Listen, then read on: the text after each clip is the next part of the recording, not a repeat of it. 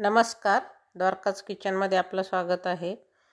तर आपण दिवाळीमध्ये सुद्धा भरपूर वेगवेगळ्या प्रकारचे फराळाचे पदार्थ बनवले आणि आज आपण हे तुळशी विवाहासाठी खास आज आपण अनारसे बनवणार आहोत।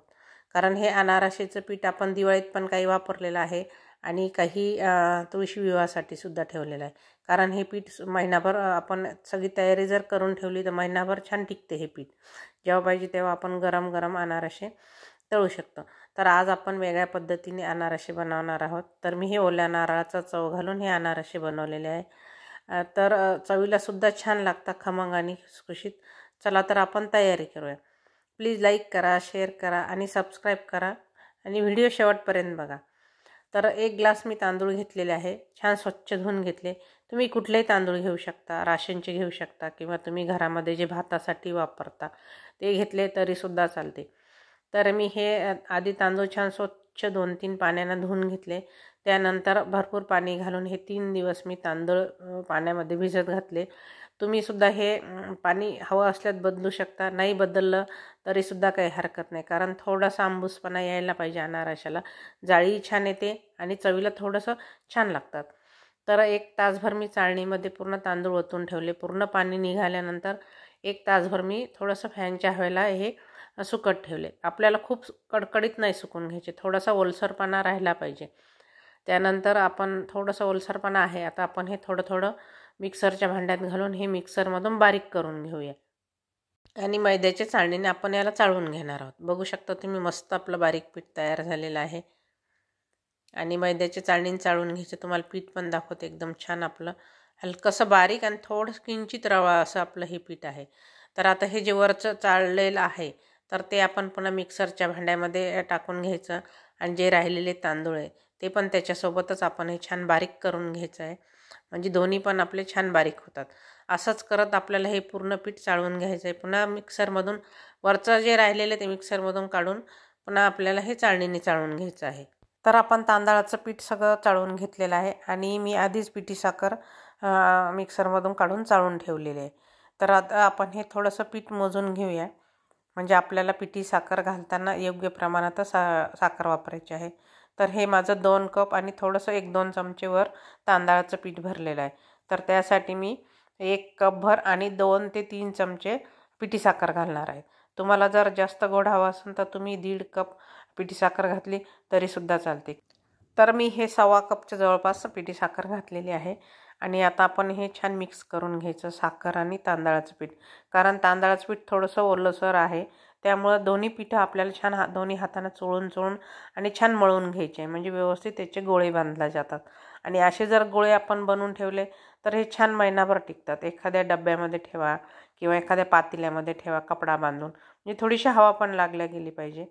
तर आता आपले हे 1 ग्लास तांदळाच्या पिठामध्ये 3 आपण छान मोठे मोठे गोळे बनवून ठेवलेले आहे। तर तुम्ही एखाद्या डब्यामध्ये ठेवू शकता किंवा पातेल्यामध्ये ठेवू शकता, कपडा बांधून ठेवायचं म्हणजे छान टिकते आणि हे पीठ आपण महिनाभर वापरू शकतो।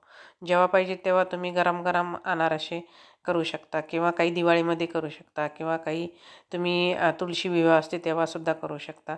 तर मी सुद्धा हे दिवाळीच्या दिवशी काही अनारसे केले होते लक्ष्मीच्या नैवेद्यासाठी आणि हे आज आपण तुळशी विवाहासाठी हे अनारसे बनवत आहोत। तर हे राहिलेले जे 2 गोळे मी छान फोडून मोकळे करून घेतलेले आहे आणि आता आपण याच्यामध्ये ओल्या नारळाचा चव घालणार आहोत। तर मी 1 नारळ फोडून घेतलेला आहे आणि त्याचे जे सालं वगैरे काढून जो पांढरा भाग आहे तोच आपल्याला किसून घ्यायचा आहे आणि किसणीसुद्धा मी आपण जे अद्रक वगैरे किसायची जी तर त्याच किसणीनं आपण हे किसून घेणार आहोत। तुम्हाला दाखवते, मी हे ओला नारळ मी फोडून घेतलं आणि त्याची जी पाठीमागची साईड आहे काळी साईड त्याचे सालं काढून घेतले आणि अद्रक किसायची किसणी, त्या किसणीने आपण हे एकदम बारीक किस तयार करून घेतला। मी पुन्हा हा मिक्सरमधून थोडासा काढून घेणार आहे, कारण आपल्याला बारीक नारळाचा चव आपल्याला तयार करून घ्यायचा आहे। तर छान मिक्सरमधून फिरून घेतलं, बघू शकता तुम्ही। आता आपलं जे मेजरमेंटचा कप आहे 1/4 कप, त्या कपाने मी छोटा कप आहे तर 1 कप मी नारळाचा चव घेतलेला आहे आणि याच्यामध्ये मी जेवढं तांदळाचं पीठ बसेल तेवढंच मी हे म्हणजे जे अनारसेचं पीठ आहे ते तर तेवढंच मी याच्यामध्ये मिक्स करणार आहे। थोडं थोडं पीठ घ्यायचं आहे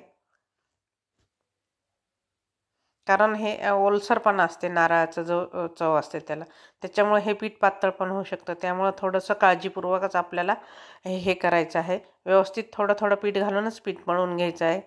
आता एका पोळपाटावरती मी खसखस आणि बारीक रवा दोन्ही मिक्स मी पसरवून घेतलेलं आहे.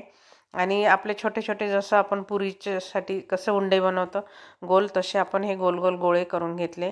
आणि हाताला मी तेल लावून घेतलं बोटाला. आणि बोटाच्या साहाय्यानेच आपल्याला हे जे आपण खसखस वगैरे टाकली त्यावरती छान मस्त गोल गोल फिरून घ्यायचे. म्हणजे खाली पण चिटकत नाही आणि आपण बोटाला तेल लावल्यामुळं बोटालासुद्धा चिटकत नाही. तर तुम्हाला दाखवते मी किती पातळसर ठेवलं आहे ते. आणि तेल आपल्याला खूप कडकडीत गरम नाही करायचं, मध्यम आचेवरच आपल्याला हे अनारसे तळून घ्यायचे. कारण खूप जर कडक केलं तर ते काळे होतील आणि मध्ये कच्चं राहील. आणि खूपच जर तेल तुम्ही एकदमच कमी प्रमाणामध्ये जर गरम असेल तर ते हे अनारसे त्यामध्ये विरघळू शकतात. तर मध्यम तेलावरती आपल्याला हे अनारसे तळून घ्यायचे आहे. आणि अनारसं तेलात सोडल्यानंतर थोडंसं वरतून झाऱ्यानं असं तेल टाकायचं, म्हणजे दोन्ही साईडनं आपले अनारसे व्यवस्थित तळल्या जातात.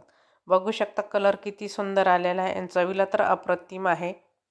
आणि तेल चांगलं निथळून घ्यायचं आहे, म्हणजे वरती आपल्याला हे तेलकट तेलकट नाही जाणार. शक्यतो मोठा झारा घेतला तरीसुद्धा चालते. नंतर थोडंसं टिश्यू पेपरवरती हे पसरवून ठेवायचे, म्हणजे राहिलेले जे तेल आहे ते टिश्यू पेपरवरती सोकून घेतं पेपर. त्यानंतर आता हे तुम्हाला दाखवलेलं आहे, मस्त कलर आला. आणि तुम्हाला एक तोडून पण दाखवते.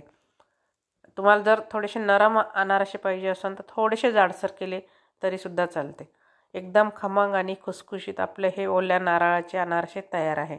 तर आज मी तुळशी विवाहानिमित्त तुम्हाला दाखवलेलं आहे तर नैवेद्यासाठी.